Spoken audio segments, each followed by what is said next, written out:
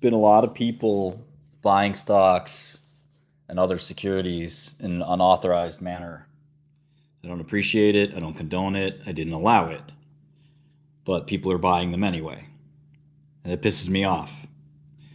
Despite my warnings, some of you have continued to engage in such atrocities. I'd appreciate it if you'd refrain from any more unauthorized purchases of securities that I did not clear. But in lieu of that, we'll spend some time making fun of some companies. We'll start maybe with quantum computing. I think that one's kind of funny. I didn't get too much hate on the hate meter, which would have been great. And that would have surely signaled it was a really good short. So that's unfortunate. But I did get enough hate that it's probably a good short or an okay short. There are very few people that understand quantum computing.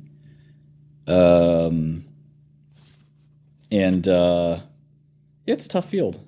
And, it's sort of trading on vibes right now. And vibes have a funny thing where there's kind of the second derivative that's really important with vibes. Like a stock can only go from 1 to 6 or I don't know, 8 to 30 and stay there if there's sort of incremental buyers, because what tends to happen is the guy that buys it at 30 is very impatient, as he should be, and kind of has to sell the stock in a week or a month or something. There are some of those players or buyers that will hold it.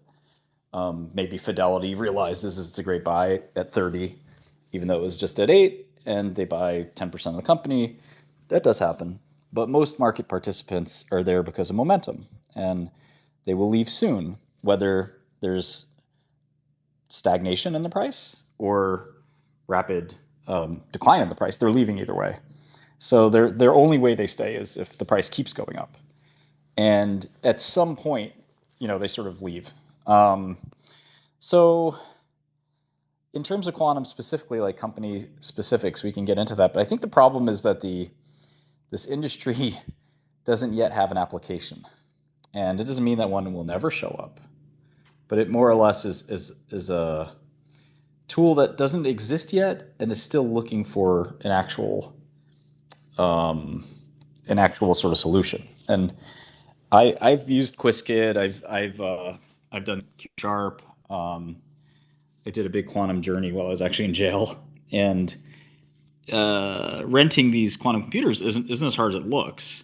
You can actually rent. IonQ only has one online functional quantum computer. It's trading for $7 billion. They're more or less behind in the quantum race. They're probably the best managed company, though. So it'll be interesting to see how IonQ sort of works out, but it's just very unlikely that we're going to see real progress in this space. There's so sort of to take a step back and think about computing in general, and this is not as much my space as there's other people like Jeff Bezos and some other guys that really know what they're talking about. Maybe even John knows. But one of the problems with quantum computing is that you have to find a problem that's applicable to it. And if you do this, you can be really successful. NVIDIA got to a 3 trillion market cap on matmols. So, if you do actually get, the right technique, you can do amazing things. But you're never going to run Windows or a web browser in quantum computing. You're not going to play a video game on it. That's not what it was built for. It was sort of built to do certain problems, or, we don't know what it's built for. It's just a cool trick. But one of the things we're thinking that it could be used for is to do decryption. And there are only so many parties that want to sort of play in that field. And you sort of know who they are, sort of governments and things like that. And then the other, so like integer factorization or Shor's algorithm or ECDSA or any other sort of encryption scheme. And there are quantum proof encryption schemes, and this is something that post-quantum cryptography, PQC, is something that NIST has advanced, and there's actually recent big Love to hear from Baze, actually. There's a NIST has recently amped up sort of PQC, um, its PQC sort of preparedness. And many players like Ethereum. Ethereum has spent time, this is a cryptocurrency. Um, Ethereum has spent a lot of time thinking about what's going to happen after quantum. So, there is a countermeasure to sort of integer factorization. Um, and so that's sort of the one obvious thing that sort of jumps out. Um, but there sort of is a countermeasure. And right now, classical computers are not just better than quantum computers, but quantum computers can barely factor, um, very, very small numbers. So the biggest dilemma here is this idea that, you have to get some kind of number that represents the logical qubit to physical qubit ratio. And we actually don't have that yet. There is no ratio in any existing quantum computer. We have 100 qubit quantum computers right now. And we're hoping to get sort of 200 or something like that. But it doesn't seem obvious that we can engineer 1,000 or a 5,000 or 10,000 qubit quantum computer. And with physical qubits, there's probably going to be something like 1,000 physical qubits to make so-called one logical qubit. And with a logical qubit, you probably need 2 logical qubits for every bit you're trying to break. So if you're trying to break RSA 2048 bit, you'd maybe need 4,000 logical qubits. And if your ratio of logical qubits to physical qubits is 1,000, you would need 4 million qubits. And it's just not clear that we can go from 100 qubits today to 4 million qubits later. Qubits are really hard to sort of work with. For one, you have to be near absolute zero for most of the schemas, not all, but at least most of them. You have to be near absolute zero. Working in that environment's not easy. It is possible that there is a way to engineer something that scales fast. It doesn't seem likely given the current pace. So the idea of like the one killer app you have here, which is decryption, which is not like something you or I would ever want. We're not code breakers. We're not national security. The only people that want this are governments. And that doesn't mean it's a small business, but I think of it, instead of thinking of it like NVIDIA, where there's general purpose, I actually think of it more like Bruker. Bruker is a company that makes NMR machines. They're not exactly computers, but they're very, very expensive machines used in usually material science or biotechnology. And they're multi-million-dollar machines, and they sell very few of them. And it's not that great of a business. Quantum computing is sort of like that. Just because NVIDIA did really well with their sort of coprocessor, if you will, using a sort of term from the past, doesn't mean that quantum computing will be the best coprocessor. It is amazing in a way, and so is NMR. NMR is amazing. But we've had all kinds of failed coprocessors over the years. One was the sound card. Sound was like a fundamentally different thing for computers to do. So there was a bunch of sound cards. Sound Blaster was the popular brand a long time ago, and we don't do sound cards anymore because the math that you need to do audio is just sort of math that you can do anyway. We've had all kinds of modems and other ideas of coprocessors, including math coprocessors, that no longer sort of exist. So kind of what made GPUs special, I don't think necessarily applies to quantum. Now, it doesn't mean that we can't, figure something out years from now. But I think that this 1,000-to-1 ratio was not changed by Google's new advance, which is certainly exciting and interesting. But one of the things Google tends to get a lot of shit for is this random circuit sampling. So random circuit sampling is very contrived. Very few people, even in quantum, think it's a real sort of useful tool. And so when Google says they're doing calculations, 100 septillion times faster than classical computing, they're not wrong, but they're also being very misleading because it's not a generic computational sort of technology. It's this very one-off specific computation that is not useful. So, you could not use these machines for anything. You could have all the free time you wanted on IBM's biggest quantum computer, and you don't have any ability to do it. So why invest in IonQ or Rigetti, or why short them? This is kind of my framework, and I think it sort of makes sense to me, at least. Let's see how you guys think. In the 70s, Intel came out with their processors. There were a lot of companies you've never heard of that were also coming out with similar processors at the time. And the fact that if I name these companies, you wouldn't be able to remember them mostly, unless you're a student of the semiconductor industry or something. They all sort of flamed out very quickly, and all these companies sort of tried to exist alongside Intel and failed. Intel wasn't a huge company then either, by the way, but they outcompeted everyone else. And if you notice the GPU market, there's only really two players, arguably one player. So what's going to happen with quantum? We just don't know. So to pick a winner now is even it's actually crazier than picking a winner for sort of transistor-based semiconductors in the 70s. And like we're not even in the first inning of quantum. And so to pick like, oh, okay, IonQ is going to win this race, or IBM's going to win this race, or Google's going to win this race. It's so uncertain that it's sort of preposterous to even think about. Someone will win this race. There's no doubt about that. But sort of mooning these stocks because of Google's contrived thing is very, very kind of dumb. And I think that as the dumb money figures this out, that piled into the stock, they will pile out of the stock. And they also just do this naturally. You know, after a stock's gone up a lot, it tends to just come back down because, again, there's a half-life that passes for momentum traders. There may truly be some investors that are thinking that the quantum revolution is upon us. This is just like AI. There's been many winters in quantum and many springs, and we're sort of in a winter for quantum in a lot of ways. These companies couldn't go public. They had a really hard time raising private capital, and they went public through SPACs.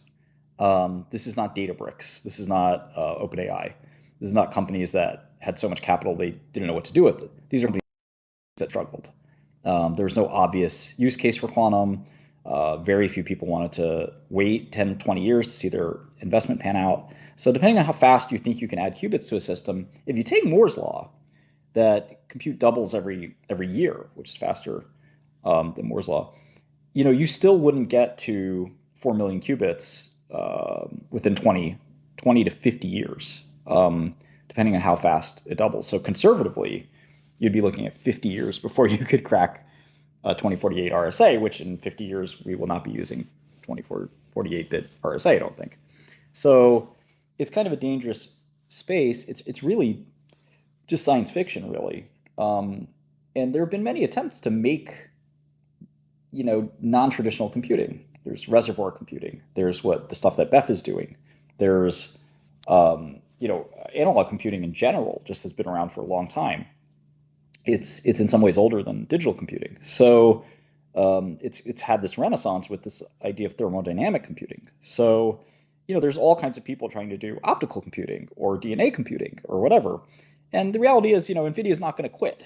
So even though right now you have this tremendous interest in like decryption, so far GPUs aren't horrible at decryption, and they will get better, and CPUs will get better.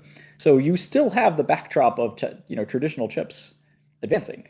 So that's not going to change. Now, will they catch up to the theoretical quantum capabilities? Probably not, even at really fast paces.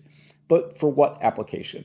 I don't think quantum computers would be very useful for most algorithms. So again, as a trader, God only knows what will happen. But I do think that people on Wall Street tend to look at this stuff and get excited, and then they ask people who really know what they're doing, and those people say, yeah, it's just not going to happen. This is really boring, and you shouldn't be interested in this. So, I sort of don't have a pulse on Wall Street like I used to, mostly because I just didn't think it would be helpful. But this is one of those situations where talking to a bunch of hedge funds and seeing if they're actually buying this or shorting it would actually be very interesting, as well as long-only firms. And I think in general, given that these were SPACs and like nobody wanted to touch these for so long, I don't think that anything's changed.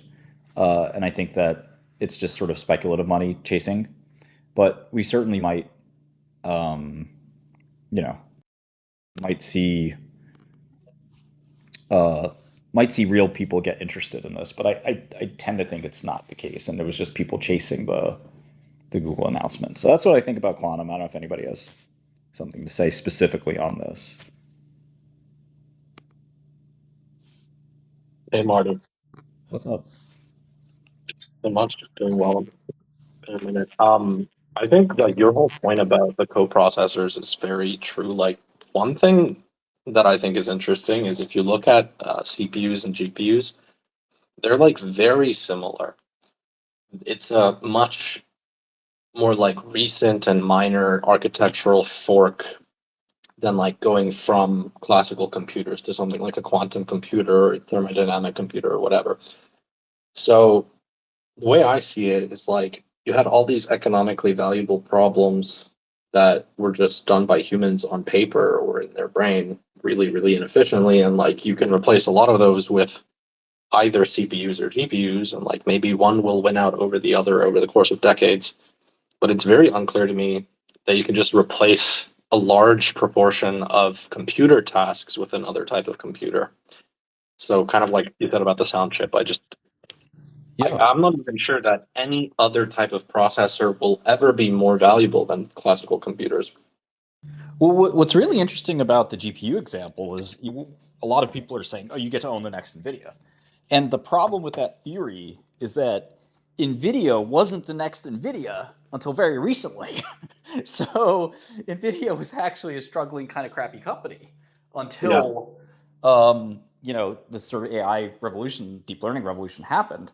So NVIDIA, the reason Intel never bought NVIDIA and it was they just sort of looked down on it was a gaming chip, and the gaming industry was just only so big, and it didn't make sense for these to be anything more than say a $5 billion or $10 billion company. And then Matmols became the most important thing ever, and what do you know? It happens to be that they do them the best. So now it's a multi-trillion-dollar company. But that was 20 years, almost 20 years, I'd say, after the GPU was invented, and parallel processing uh, with the GPU architecture was sort of found a bigger application, and that'll probably happen with quantum someday, right? It is almost certainly going to happen, but it's probably going to happen 20 years the same way it happened with GPUs, sort of 20 years after you have something that looks like a general purpose quantum computer, which is maybe an oxymoron or a misnomer. So I think like the idea of attaching NVIDIA to the QC boom that we're seeing, this very temporary, possibly temporary boom. In fact, I'm almost certain it's going to be temporary because real booms and real like springs versus winters, and I would argue we've been in a quantum computing winter, including the Google quote unquote quantum supremacy paper, which got them a huge amount of flack. When that paper came out, it was the word quantum supremacy it obviously made some DEI people pretty angry too, but it was really a kind of like thing that IBM was for example very upset about because uh, circuit sampling is not quantum supremacy, and there are people we have friends doing circuit sampling of Gaussian noise and things like that. Um, and they're not saying they have any superiority. So I feel like circuit sampling is kind of like a black eye, and they did it again, regardless. So it was just something that was surprising to me that they're really sort of sticking to that. But in any event, I mean, I think these stocks will come back down because the winter is really when like, and I hate to glorify VCs because I hate them so much, but like I think the winter's thaw when VCs will actually put like hundreds of millions of dollars to work in a space, and there is a space they're doing that in right now, and it's AI, and sometimes it's AI hardware, but it's certainly not in non-traditional computing. And the winters thaw then, and again, these companies had to go public through SPAC, which is, if you didn't know, the lowest quality possible way to go public. I don't even remember if these were Kamoth companies or not, but regardless, they couldn't find a banker to put them through the traditional process, which is really crazy. Wall Street should be able to find you, $100 million or $200 million from high tech investors that, in the ZERP, this was also in the ZERP peak where like anybody could go public. They failed to do so and just did these SPACs. All the companies that did that, like Ginkgo and others, what is that, Virgin Galactic, all these companies' stocks dropped dramatically because, they were sort of low quality companies. And some of these companies were basically going bankrupt. I was interested in these companies in private rounds. But I'm a technology fan. I really love this sort of science fiction technology, but I didn't expect anything like this to be practical for a very long time. But nurturing it along the way wouldn't be such a bad thing. As we go from 100 to 500 to 1,000 to 5,000 qubits, you start to get a little bit more utility. And I would say everybody in the chat that you can go and sign up for IBM Quantum, and they give you 10 minutes of machine time for your free sort of free account. And Qiskit and the other sort of languages or tools, tool chain to write quantum code isn't that hard. And if you need help, the AI code generators actually do understand it. So, there are like Manning and like O'Reilly books on writing quantum code. So, it definitely takes a little bit of adjustment to think about like Hadamard gates and C naught and different sort of primitives, and you're not going to be writing a video game on it or something like that anytime soon. But I'd encourage you to see for yourself what's the biggest number you can factor in today's top quantum computing environments. You can get the IonQ computer for $7,000 an hour on AWS Bracket or Breakit. So in Bracket, you have to register it and like I don't know, pre-order it or whatever, but you can reserve, I guess that's the word, you can reserve it for an hour. And if you want, you could split it with a friend or have your corporation do it or whatever, but you'd probably want to have all your code ready. And you just, they honestly should break it down into minutes, but I can understand that that's why they want to make the most money. But these programs run in a second or two, even if you run thousands of iterations. And you'll see that these programs are you really can't do anything. And once you do that, I think you realize, like, why would I pay $7 billion for a company that has one working quantum computer? And this is IonQ. And there's people that think that the ion trap is just not going to work, period. And that transmon superconducting is the way to go. So, nobody's sure, nobody knows. But you have you're so far away from success that 7 billion is just a stupid number. You don't know anything about having logical qubits versus physical qubits. You don't know if you can actually get to 1 million qubits, physical qubits. We don't know what the best substrates are. We don't know, anything. But so 6 billion, 7 billion, that's money that would make sense if you knew there was a path to, say, being the next NVIDIA. There's no known path here to like actually get there. We just don't know. And so typically when you have something like this, this is sort of a crazy price. It's a very bubble-like price. Could it get bigger and crazier? It's hard for me to fathom the science experiment that's worth 20 billion or something like that. A long time ago, there was a company. So here's a decent analog. There's a company called Human Genome Sciences, known by its stock ticker HGSS and affectionately known by traders as Hugsy, HGSI, sorry. Human Genome Sciences, this was Craig Venter's company that decoded the human genome very quickly. So in essence, what happened with Hugsy was that they decoded the genome. The company had this like $20 billion company, $20 billion valuation. And it ended up sort of falling to, I want to say around $1 billion. And they had just pretty much trad drugs that were like very basic, and they eked out a win on one trad drug and sold the company for like $2 billion. But it went down 90%, and they basically had to be traditional again. And so I think something like that's going to happen to all these quantum computing companies. Most of them will go to zero, but one or two of them may sort of like drop 95% and eke out an existence over the next couple decades. but it's just so unlikely that these companies can find a way to succeed. So that's kind of how I feel about quantum computing. Um, but happy to talk about any other stock anybody wants to talk about. I think you're kind of talking around this point, which is the same way Steve Jobs talked about Xerox PARC, and the same way that OpenAI has essentially used the technology that Google developed, is just because you know how to develop the technology and push it doesn't mean you know how to monetize it. And so if we're only talking about qubits and we're not talking about what are the new tasks that are being monetized based on this technology being developed.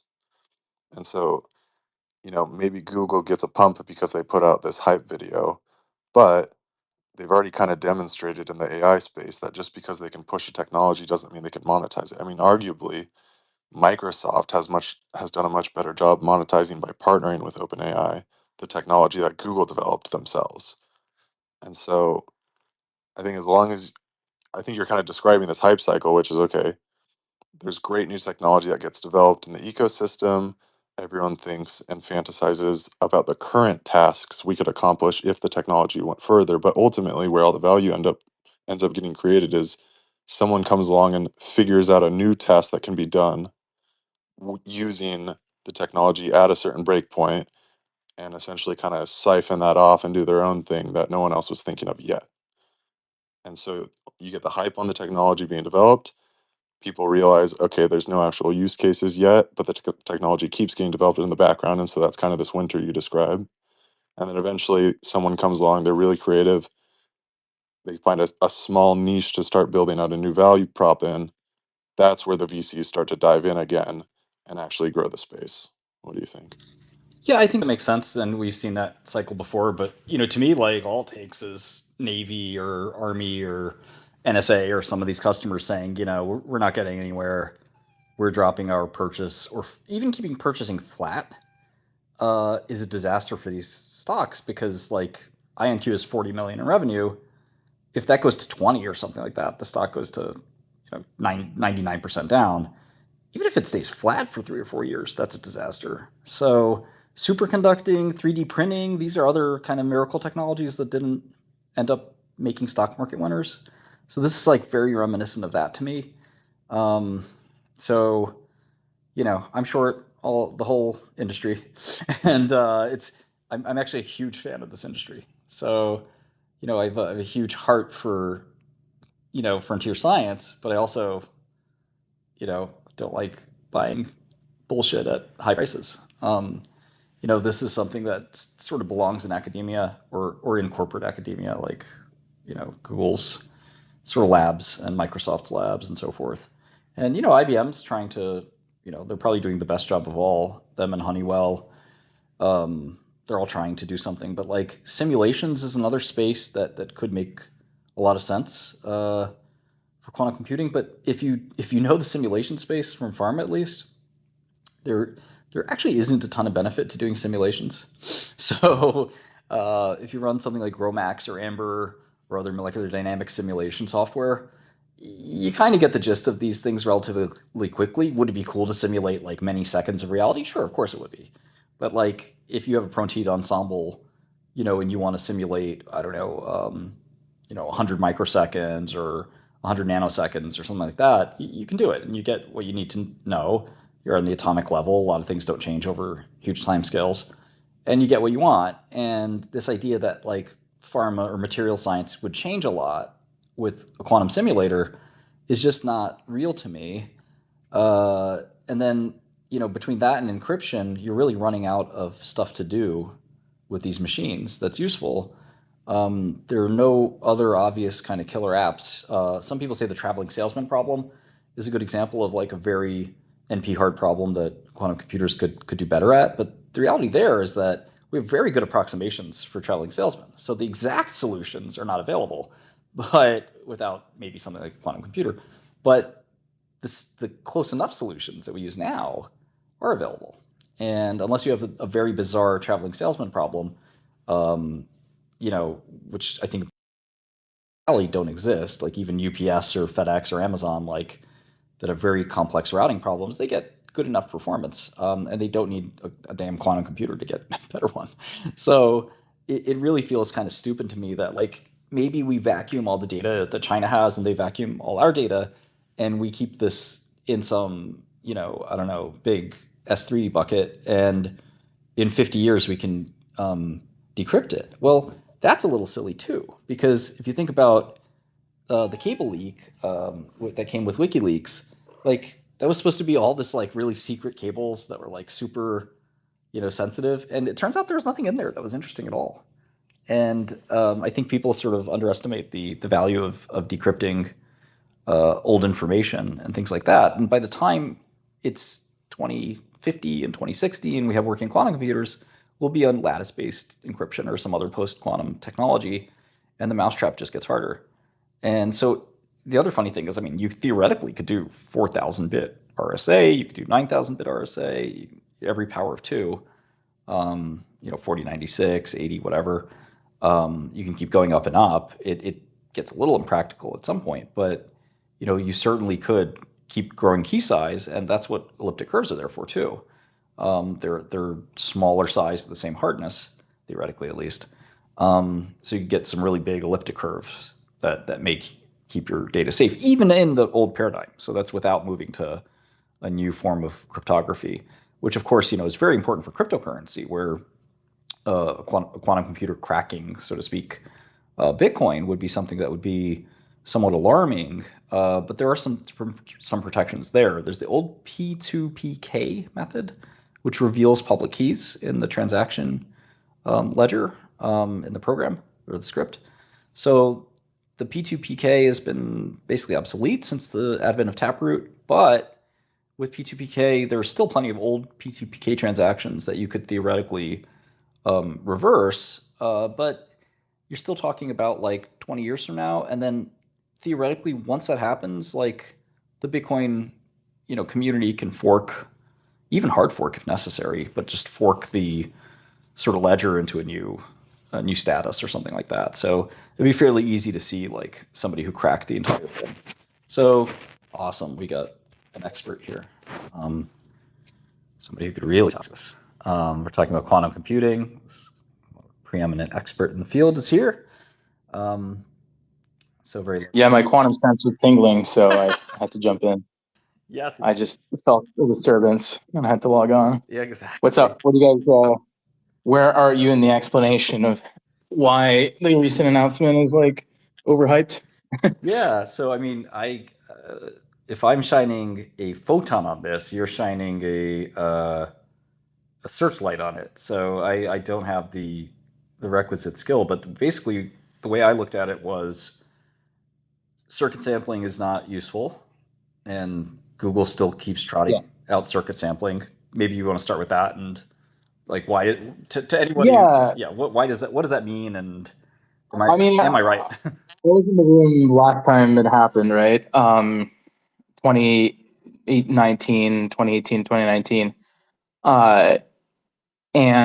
Really, it's just creating randomness. It's like running a hash function, right? It's just a very complex function between the parameters of the circuit, right? Like how you're doing these quantum bit rotations and the output wave function that you sample and its distribution, and predicting, predicting in which order the bit strings come in terms of like their heaviest weight. So that means like, what are the most likely outcomes, and ranking them is really, really hard for a classical computer, right? That's cool, but I mean, it's basically RNG, right? It's like a weird RNG algorithm that's quantum. But what that shows is the quantum computer can access quantum states of high quantum complexity. And quantum complexity is not the same as classical computer complexity. And there's a separation between the two, such that, if you're trying to emulate a quantum computer to get, prediction of this distribution, it's going to cost you a lot of compute, right? And so you get these very dramatic sounding numbers, right? But the reality is like, can you use this for something other than, hashing? Not really, right? Initially, back in my days, we were looking at these circuits, these parameterized quantum circuits, to train them like neural networks, right? They train the parameters gradient descent. And there was many years of research, and the core paper came from Google. There was this paper, Barren Plateaus and Quantum Neural Networks Landscapes, at least quantum neural networks shaped like the one they just ran, which are called random parameterized quantum circuits. And the gradients are shit, and you can't train them. And doesn't matter how you cut it, you're kind of fucked. So that's like the TLDR of several years of research there. Of course, there's there are circuits that you could run on a better computer that you can train. And then the question is, can those circuits do something interesting? And the answer is probably, but we can't test that right now because the quantum computers aren't big enough. And, deep learning is an empirical science. It's kind of hard to make theoretical guarantees about deep learning performance. You kind of have to compute. You kind of have to fuck around and find out, empirically. And so, the field kind of got stuck there. We try to make these circuits useful. We couldn't. And to the best of my knowledge, the field is still stuck there. I still see papers from this year on how these are untrainable. Yeah. So that era of quantum computing is dead, what is called the NISQ era, noisy intermediate scale era, to make this sort of power useful. It's just not, right? The fidelity is too low. It's 0.1% fidelity of the output state. It's not useful for your, quantum chemistry, calculations, whatever you want. It's too, the states of high complexity are too low fidelity, right? Of course, you could create states that are lower complexity. You do less operations, and of course, you fucked up less because there's an error rate per operation.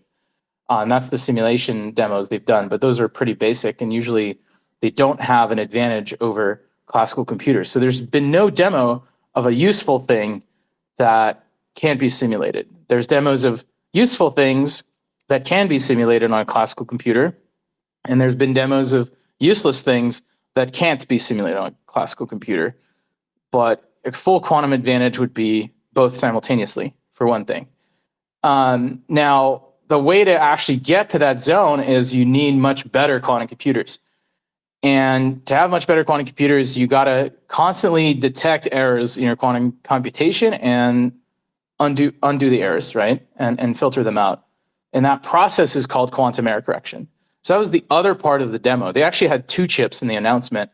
And the second chip was doing quantum error correction with 49 qubits, up to 49 qubits. And, I think pessimists used to say quantum computing is never going to work because they don't think you can even do quantum error correction. Those skeptics had no theoretical basis to ground themselves on. There was a very rich theory of why this would work. And you just needed to get the engineering dialed in, right? The quality of each component. The big difference between 2019 and now is that they found a way to factor out qubits and factor out connections to qubits that are faulty in the manufacturing, because yields are it's very difficult to have a big grid of bits that are essentially perfect, because any defect in the material, any doping that shouldn't be there, really fucks with your qubits and your control of them. And so that allowed them to scale up a bit here and demo what is called the surface code, which Kitaev came up with, some scientists from Caltech who now works at Google. And that's very exciting. I think that's very exciting that the surface code was demonstrated. It's the most theoretically well understood quantum error correcting code. It's just it's kind of break even. It's kind of a demo of the Q factor for nuclear fusion, but on a very small scale, right? It's you have a tiny reaction that's break even, and in theory, if you scaled that, it would overwhelm the overhead of keeping that going. But there's never been an end-to-end positive sort of energetic ROI nuclear fusion demo. Right. Similarly here, there's no end-to-end positive ROI demo of quantum computing, right? In terms of all the compute needed to support it and energy compared to what the benefits you get. So that's how I would summarize it. Yeah.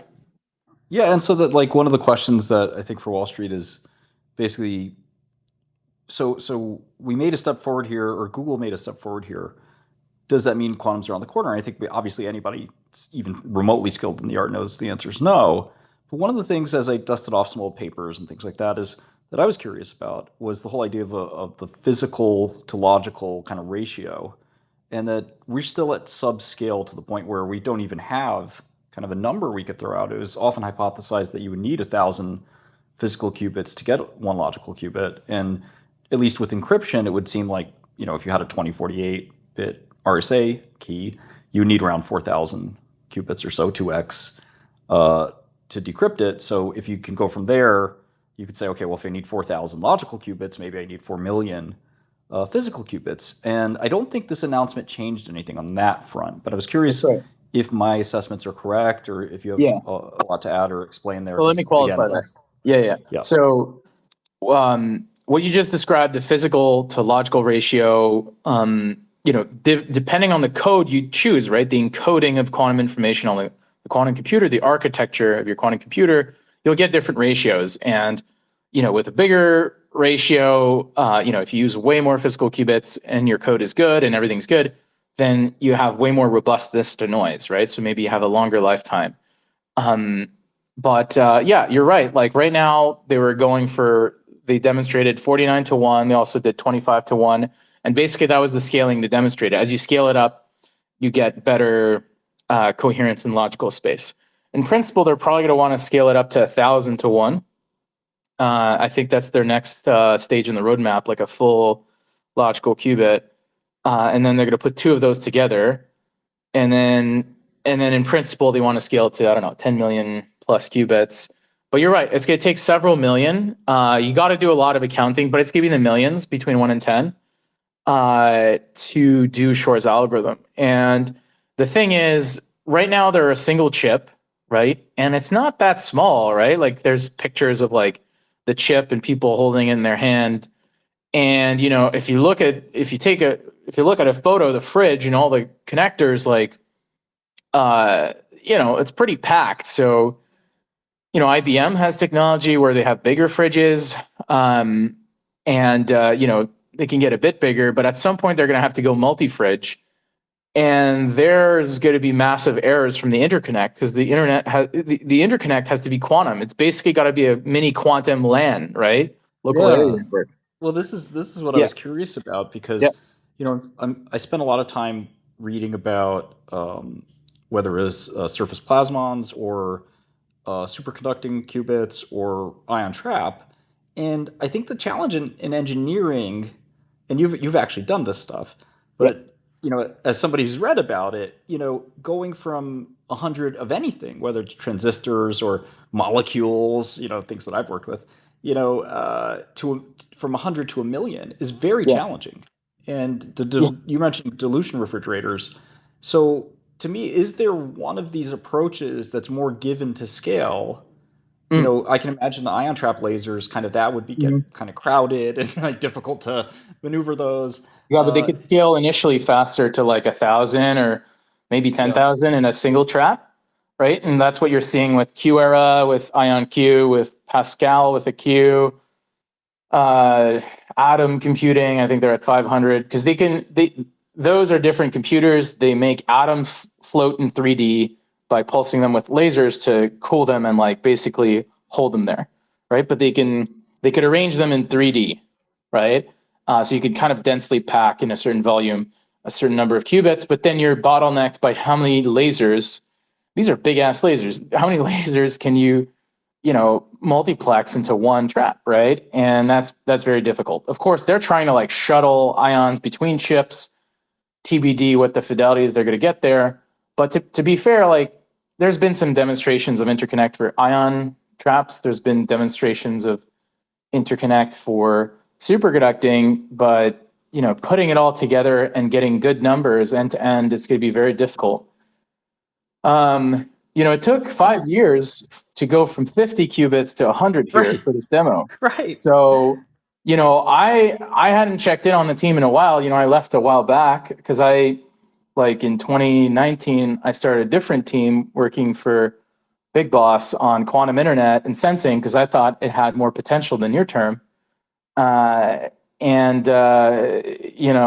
Look, I think they've made pretty like they're trying to battle Mother Nature, right? Like the Google team's arguably the best team on earth right now in quantum computing, and they're very skilled, very smart people. But like this is really fucking hard problem. A lot of people like literally gave up, quit. It's just a really hard problem. It's kind of like nuclear fusion. You kind of get blackpilled over time. But look, they demonstrated quantum error correction was possible, which honestly is very impressive.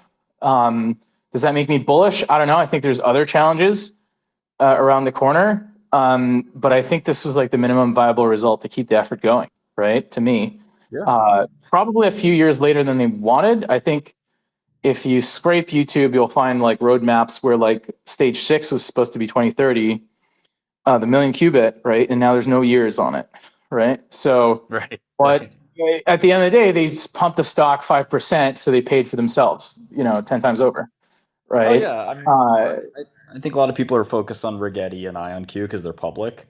Yeah, through the it's more SPAC process. concentrated, pure play.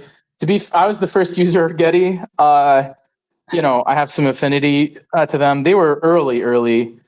I don't know. They don't seem like at the end of the day, like your computer gets like almost doubly exponentially. You know what double exponential means? It's exponential in your exponential. Your computer gets almost doubly exponentially more valuable with the higher fidelity each single and 2 qubit gate is, right? So if you were to price the computational power of quantum computers according to like their compute volume, like Google and IBM would be in like the stratosphere, and unfortunately Rigetti would be like pennies, right? And so, but of course, like how many dollars of funding are they away from catching up to Google, and getting that value TBD, right? But right now I think Google and IBM have the best quantum computers. I would say Q-era is like has some really, really impressive stuff, like this Harvard startup, Harvard spin out in Boston here. There's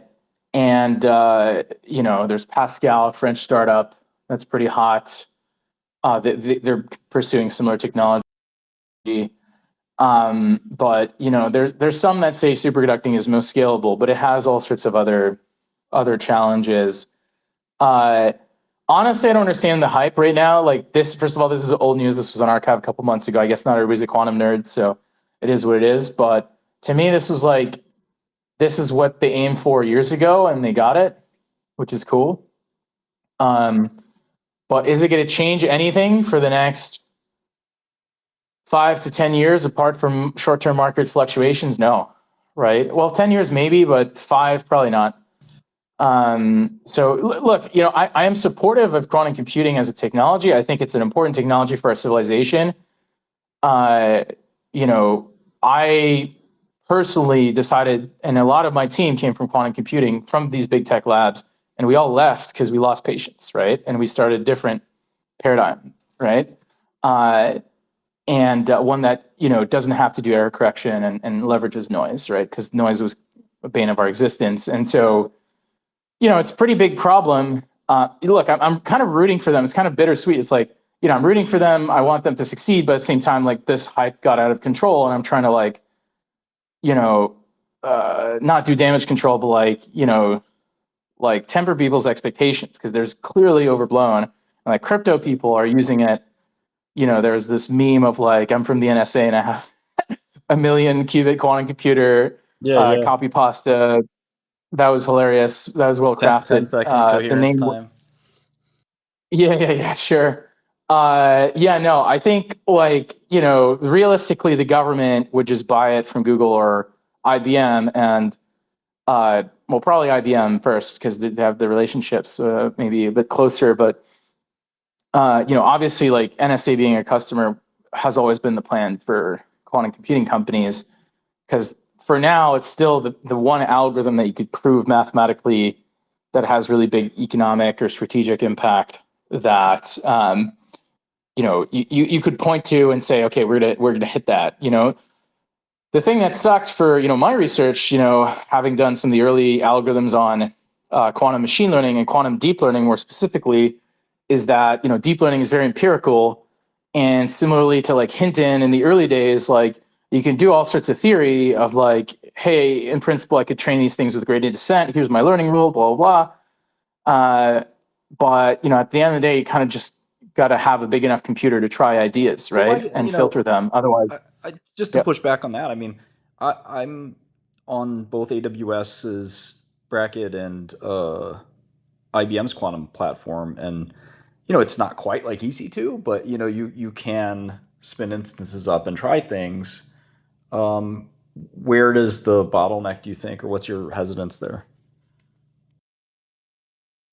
yeah, you could try things with like 50, 100 Yes. qubits, but like the coherence times are not long enough for you. Like basically the noise starts dominating your computation. So you're not getting any signal. So, what I did instead was I went to X and worked on a red team with TPUs. It's on YouTube somewhere, I don't know, or it leaked in the press, whatever. But like on TPUs, we were simulating quantum computers up to like 40 something qubits using an exascale computer, right? And then we could test the algorithms. But then it's like, okay, cool. I tested an algorithm that if you had a quantum computer and scaled it, it'd be really impactful for quantum chemistry or, doing molecular dynamics, whatever. And it's like, okay, cool. But like, what do we do? Right? We just burned all this money to get a bit of IP that we put on a shelf and we wait, right? So it's kind of like not very cathartic. So, I don't know, like if you want to look at a public company in quantum software, friends of mine, Zapata, they went to zero a couple months ago, right? And they're all really smart guys, but they were trying to survive as a quantum software, as a user of the platform, and they died. Many such cases for quantum software startups. You basically can't survive unless you're a big tech player or you're kind of a nation state backed play. It's similar to like nuclear fusion, right? Like it's just you're promising future technology, but your current day technology beyond PR doesn't really have any applications, right? So I think that the interesting thing I will say for IonQ is that they can be used as a quantum sensor. And that's very interesting because you can sense magnetic fields, electric fields, well, in their case, electric fields specifically, but also gravity. And to me, that was some of the most exciting stuff, is that quantum sensors can sense fluctuations of gravity. For example, like is there a school bus 30 meters away from you, or maybe some not school bus, you could feel that. Problems too, right? What do you mean? Well, if you're trying to run computation, these. Oh yeah, well that's the thing, right? They're very sensitive, and you're like, oh fuck, they're very sensitive. It's like, wait, they're very sensitive. Interesting. How can I use that, right? So I worked on quantum sensing. That was pretty cool.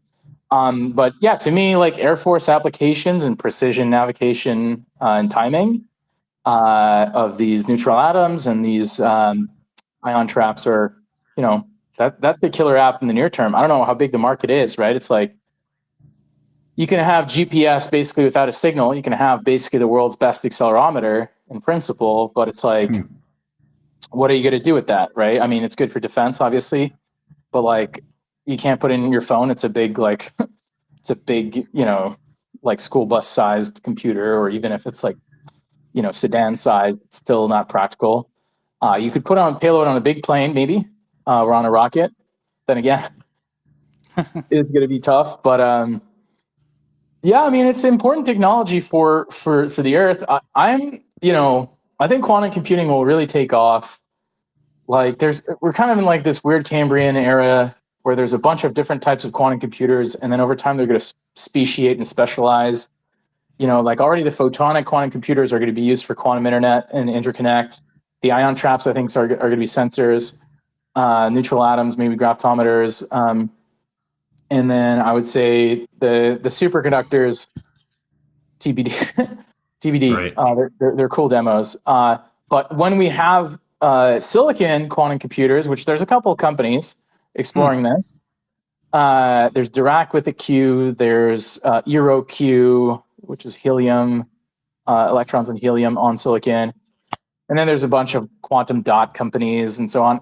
When you have mass scale manufacturing in silicon that you can do millions and millions of degrees of freedom on a single chip, right? And they have similar fidelity, then things get interesting, but then we're just starting to play ball, right? Yeah. And Yeah. other than MD and quantum chemistry, encryption, I sort of don't view encryption too seriously because by the time we get there, the data that we want to decrypt will move to PQC, and NIST is already promulgating PQC standards. So I don't know that the Chinese or NSA is going to be that excited about decrypting data from 2019 or 2018 or whenever, and in 2070, I'm not sure that 2060, I'm not sure that's really that exciting. And molecular dynamics as a practitioner in the space, I personally can't see that much exciting, at least on the protein side. Maybe on the quantum chemistry side, you can get some more interesting answers. But in the pharmaceutical world, it's not that exciting to be able to simulate a many-body system for, say, 100x longer than you could with a classical computer. I don't think you learn that much more. So to me, I don't know where the app is here. And I think that's sort of the big difference between NVIDIA, which is a general purpose computer, and this, which is sort of like a handful of algorithms that actually might be supreme, here relative to the classical era. Totally. Great point.